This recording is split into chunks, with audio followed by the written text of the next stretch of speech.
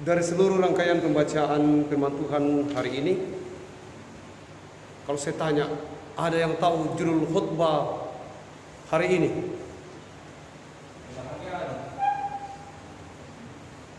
Saya kasih uangku kalau nak tahu, habis tak. Ada yang tahu judul khutbah hari ini? Belum ada. Judul khutbah hari ini, The Mobile Legend. Yang lain pasti pusing. Apa ini The Mobile Legend? Pasti tak mengerti dan tak tahu apa-apa. The Mobile Legend. Mobile Legend itu sebuah permainan game. Tidak perlu saya jelaskan.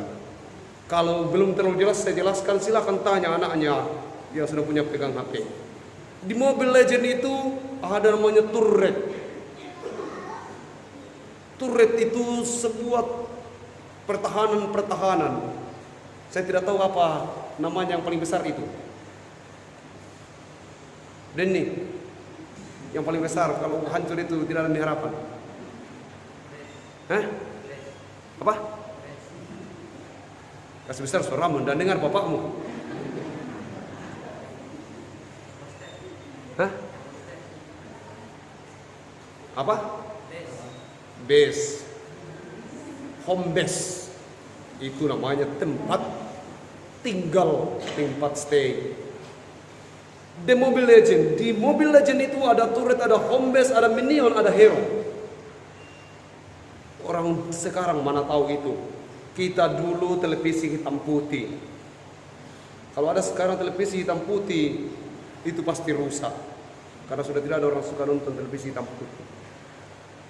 Dalam pembacaan kita ini diceritakan bahwa ada dua orang tua. Nanti ini di Mobile Legend. Ada dua orang tua yang sudah sangat tua, tetapi tetap setia dan tekun menanti kedatangan Sang Juru Selamat. Natal itu adalah perayaan tahunan yang dinanti-nanti, ditunggu-tunggu, tetapi Natal tahun ini berbeda dengan Natal yang lain. Orang menanti-nanti, ya yamu, bantu apa lana pegawai tu sarani? Tak tahu apa nama lama Natal siapa raka? Umbaraka susi dengan corona. Ingat, Immanuel, oh sudah kasih keluar ibu-ibu, hampir tertelan corona. Di Topoi 3 tadi malam saya melihat di spanduknya tulisannya bukan corona. Dia tulis COVID tapi semuanya cipit. Cipit 19. Saya bilang mau cipit, mau copot, mau kororo, mau corona, mau koridor, apapun bentuknya, peristiwa ini hampir saja menenggelamkan Natal. Hampir, jujur saja begitu. Hampir peristiwa ini menenggelamkan Natal. Oh, berbeda dengan Simeon dan Hana. Mereka terus menantikan apapun yang terjadi. Wala to masir kate janjin na po matua teh. Matua mo tahu na, matua mo ramang na belum datang. Mulai ragu. Baik itu bicara tentang jodoh. Mulai ragu, kita sudah tua. Jodoh belum datang. Dia bilang pasti datang. Tidak mungkin kesasar. Kalau milik kita pasti datang. Keyakinan itu membuat Simeon dan Hana menunggu sampai suatu hari peristiwa itu datang.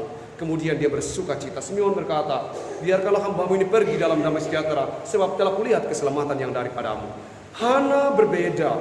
Dia pernah menikah dan sesudah cerai tidak menikah lagi. Dia tinggal di rumah Tuhan, melayani Tuhan dan seterusnya. Dia beribadah dengan setia, dia berpuasa.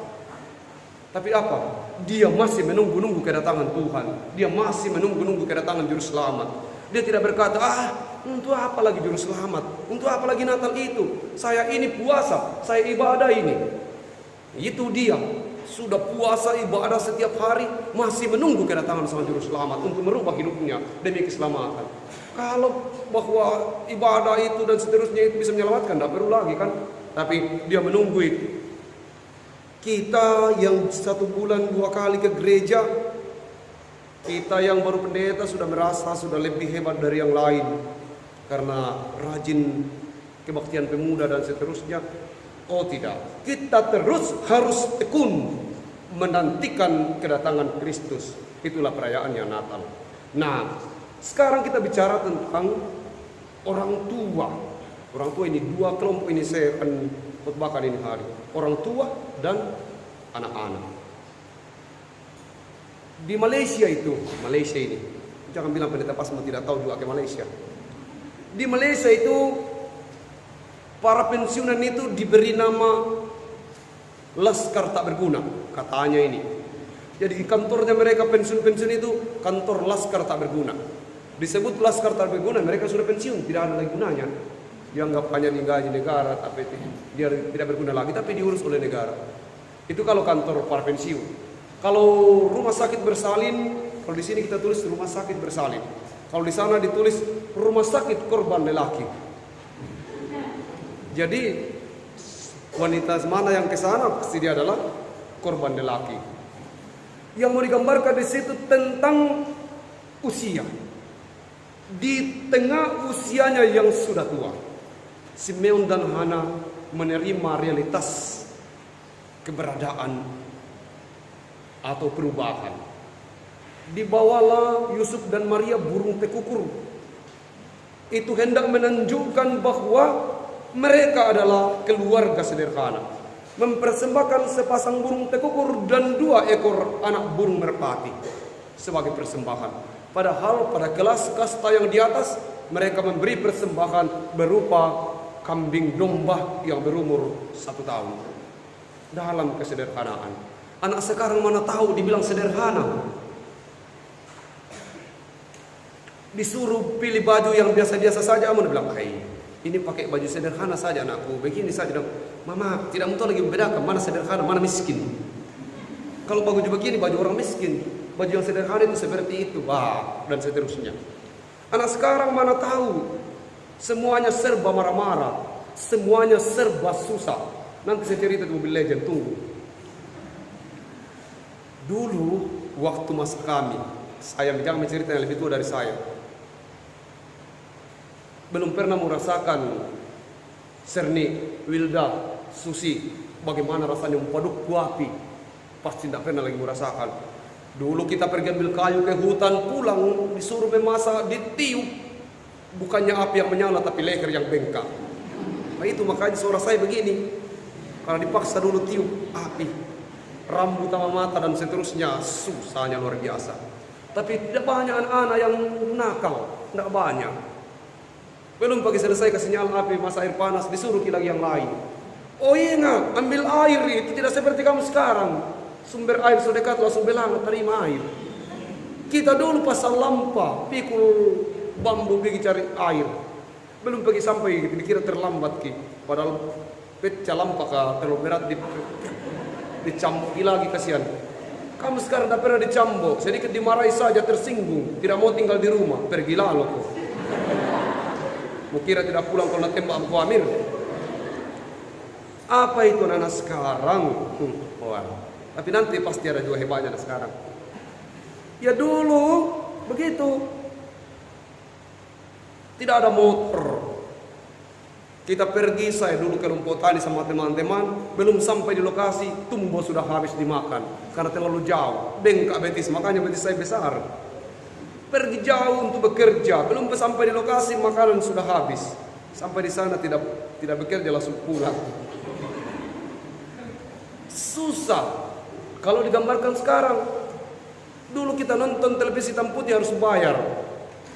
Di mana-mana itu, apalagi di kampung saya itu, gorden ditutup, jendela ditutup supaya tidak bisa mengintip.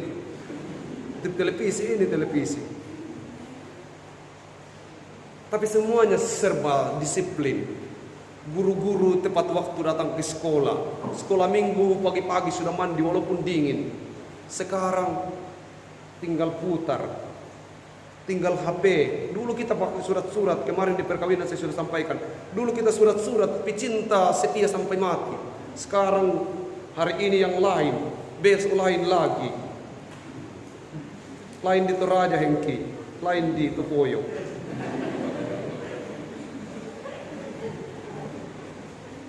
Sudah pulang.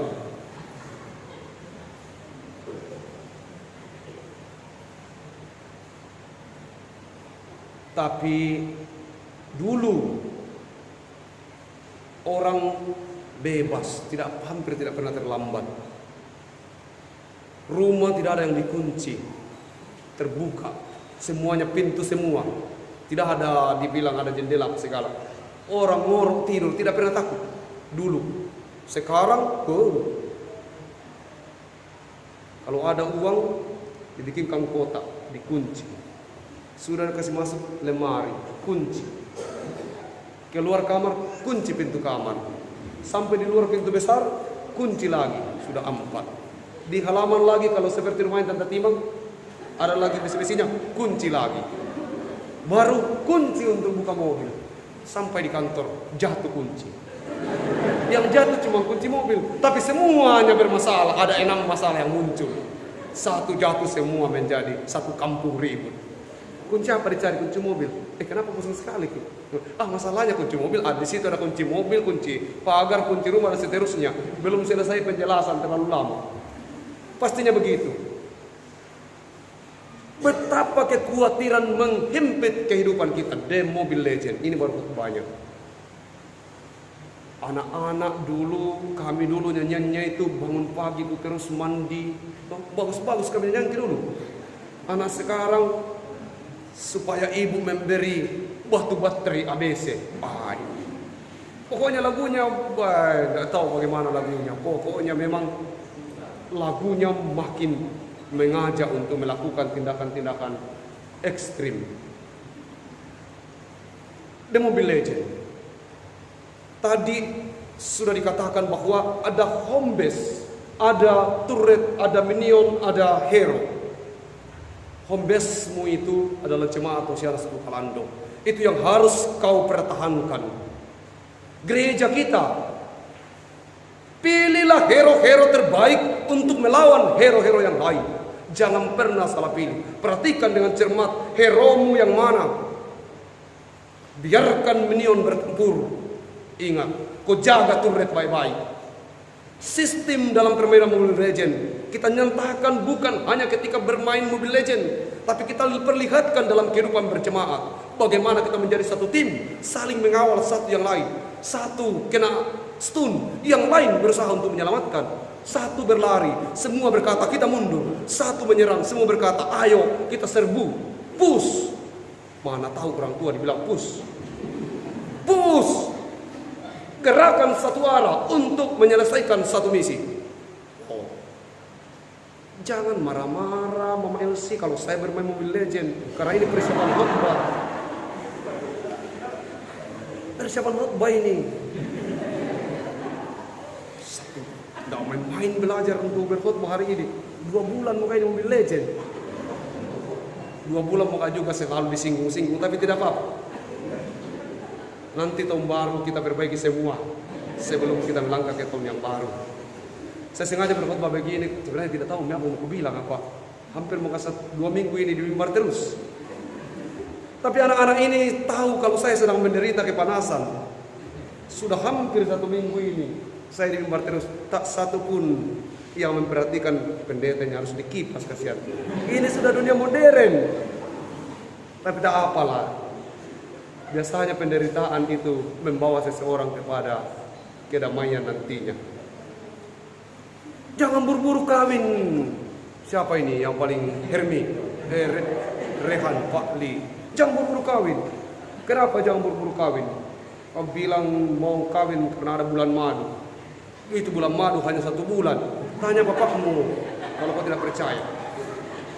Hanya 1 bulan saja itu bulan madu, jadi jangan buru-buru kawin. Sekolah dulu yang masih sekolah, yang lain kerja. Supaya kelihatan tanggung jawabmu. Tadi kita sudah bicara Mobile Legend. Kita bicara sistem, kita bicara kerjasama, kita bicara bahwa kita hidup satu tim. Bapakmu kepala tim.